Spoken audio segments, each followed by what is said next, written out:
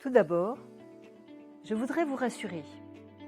Présenter un état de panique face à une situation inhabituelle peut arriver à n'importe qui. Cela montre tout simplement qu'on n'est pas capable à un moment donné de gérer ses propres émotions dans une situation donnée. Maintenant, ce qui peut vraiment causer un problème par la suite, c'est plutôt la persistance et la fréquence de ces états de panique qui, à moyen terme, peuvent évoluer malheureusement vers un état dépressif. Dans ce cas, vous devez vous poser deux questions, à savoir, premièrement, est-ce la situation qui est exagérément difficile à gérer ou deuxièmement, est-ce mes propres pensées qui m'empêchent de gérer le problème actuel? Quand vous vous sentez submergé émotionnellement devant une situation difficile, arrêtez-vous et réfléchissez. Posez-vous les questions suivantes. Où est le véritable problème? Quel est l'objectif et l'obstacle de la situation que je traverse? Mon état de panique est-il lié à la situation ou à mes propres pensées négatives? Derrière mon émotion, n'y a-t-il pas une pensée d'incapacité à faire face ou une perte de confiance en moi?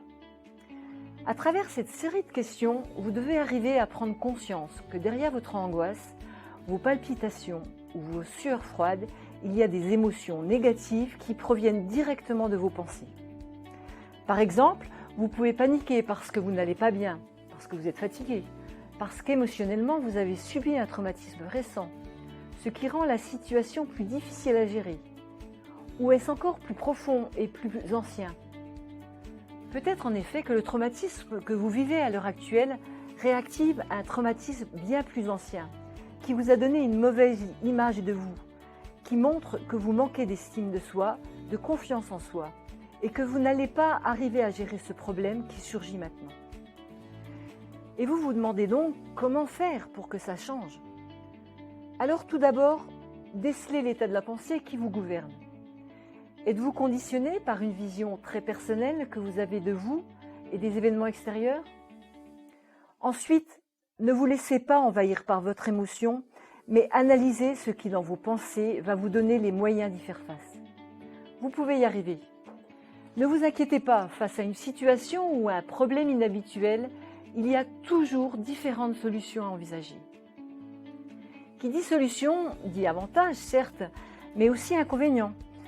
Essayez de lister l'ensemble de ces solutions qui se présentent à vous et choisissez en fonction des avantages et des inconvénients de chacune. Faites un choix qui vous est propre. Prenons l'exemple d'un conflit professionnel. Voilà, je vais au travail depuis plusieurs mois, avec la boule au ventre, avec l'angoisse de ce qui peut m'arriver. Je peux effectivement subir de façon passive cette situation et cela peut aboutir à moyen terme à un état dépressif.